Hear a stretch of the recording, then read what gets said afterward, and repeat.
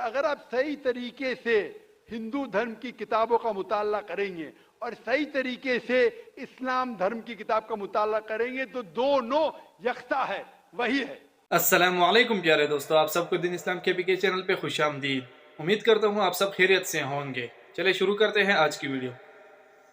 Namaste, my name is Pratik Sriranga Barge and I am student of 11th standard and I am in Swami Vivekananda College, Chembur.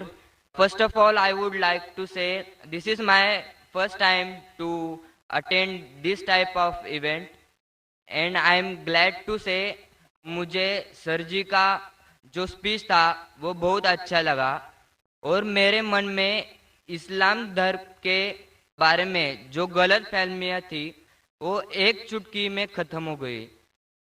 اور میرا پہلا سوال سر جی سے یہ ہے کہ بھگوان اور اللہ ایک ہی ہے، اور میرا دوسرا سوال یہ ہے کہ اگر پہلے ایک سوال کا جواب یہ کر لیجئے پھر انشاءاللہ دوسرا سوال کریں۔ بھائی صاحب نے کہا کہ وہ پہلی بار ایسے مجمع میں موجود ہے اور بہت خوش ہے، ایک چٹکی میں اس کے سارے غلط فہمیاں اسلام کی دور ہو گئی۔ الحمدللہ، اللہ تعالیٰ آپ کو ہدایت دے۔ اور اس کا سوال ہے کہ کیا بھگوان اور اللہ ایک ہی ہے؟ اس سوال کے دو رخ ہو سکتے ہیں، دو رخ۔ آپ کامر کدھر لگاتے وہ امپورٹنٹ ہے۔ اللہ اور بھگوان ایک ہے؟ ہاں ایک ہے، ایک ہی ہے، دو تو نہیں ہے۔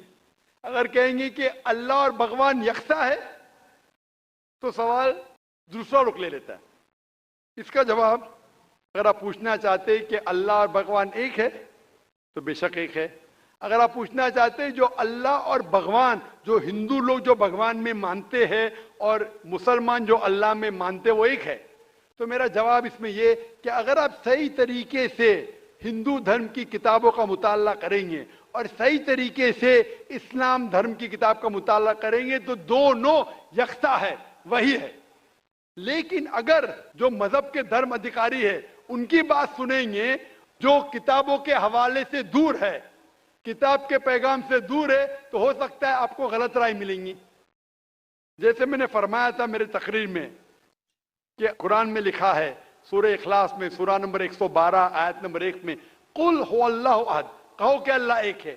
اسی طریقے سے آپ جب ہندو مذہب کی کتاب کا مطالعہ کرتے ہیں، آپ پڑھتے ہیں، اس میں لکھا ہے چھندوگیا اپنشد میں ادھیائے نمبر 6 سیکشن نمبر 2 شلوکا نمبر 1 میں لکھا ہے ایکم ایودتیم، بھگوان ایک ہے، ایشور ایک ہے، دوسرا نہیں ہے۔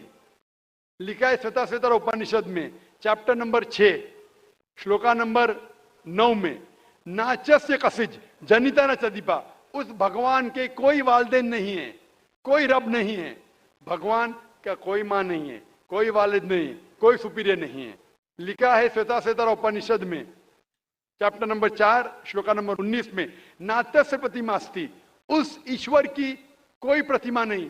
پرتیما کا مطلب ہے عکس، painting, picture, portrait, statue, idol. اس بھگوان کی کوئی پرتیما نہیں، کوئی پکچر نہیں، کوئی پینٹنگ نہیں، کوئی عکس نہیں، کوئی فوٹوگراف نہیں، کوئی آئیڈل نہیں، کوئی اسٹیچو نہیں۔ یہ دہرایا گیا ہے یجوروید میں چیپٹر نمبر 32 شلوکا نمبر 3 میں ناتس پرتیما استی، اس ایشور کا کوئی عکس نہیں، کوئی پرتیما نہیں، کوئی پکچر نہیں، کوئی پینٹنگ نہیں، کوئی فوٹوگراف نہیں۔ تو جب آپ مطالعہ کریں گے ہندو مذہبی کتاب کا اور قرآن کا، ہندو مذہبی کتاب کا برہم سوتر میں کہا گیا ہے ایکم براہم دیوتیا ناستے نینا ناستے کنچن، بھگوان ایک ہی ہے، دوسرا نہیں ہے، نہیں ہے، نہیں ہے، ذرا بھی نہیں ہے۔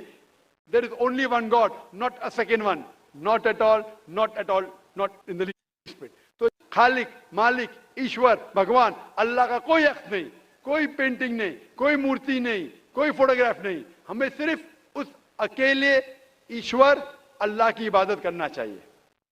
Hope that answers the question. جی ناظرین، یہ تھی آج کی خوبصورت ویڈیو۔ اگر ویڈیو اچھی لگی ہے تو ویڈیو کو لائک کریں، صدقہ جاریہ سمجھ کر شیئر کریں اور چینل کو سبسکرائب کریں۔ جزاک اللہ۔